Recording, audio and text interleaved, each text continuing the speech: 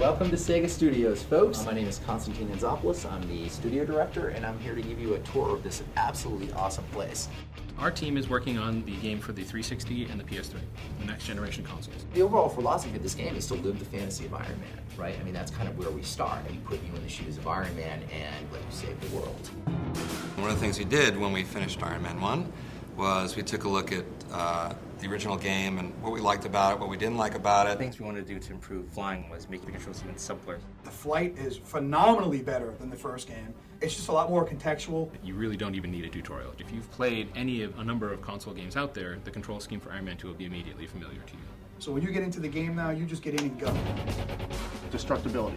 When you have superpowered characters in battle armor slugging it out, there's going to be collateral damage. Buildings are going to get destroyed. Glass is going to break. The team does a great job of bringing that destructibility and that chaos to the gameplay that we didn't see in the first game.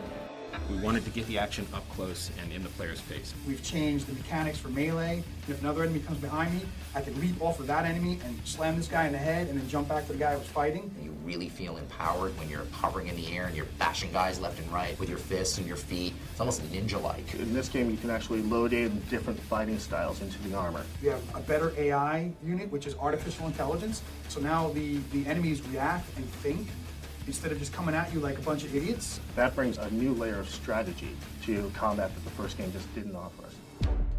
We've created a completely new and unique story that lives in the film world. The voice of Iron Man right now within the Marvel Comics is Matt Fraction. He actually won an Eisner Award for his Iron Man series. That's basically the most prestigious award you can get in comics. He really has the voices of the characters down cold. And he really brought this story to life. The story in the game is a collaboration among Matt Fraction, Michael Kirkbride, and myself. So the three of us together put together this story and evolved it over time. Iron Man is very sleek. He's the Ferrari. War Machine is the Hummer. I mean, War Machine is this amazing juggernaut of artillery. From player standpoint, you can choose which one you rather see yourself as. In some of the levels, there'll be differences in the way you handle things. Some of the things that were challenging as Iron Man are easier as War Machine, and some of the things that were a breeze as Iron Man are more challenging as War Machine. War Machine has a complete different set of weaponry. Every set of melee attacks that he has is completely different. He's not going to hack the terminal to get into that room. He's going to slam that door open and just, tear it apart, get in there, and rip everything up. You basically get to decide how to load out the characters. You can create your own weapons. You can create your own munitions for weapons. If I want to have nothing but missiles and rockets all over my suit, I can do that. The vision that I had for this game is one where the enemies are significant threats to Iron Man. Starting with Crimson Dynamo, who is this massive, hulking red brute bent on destruction.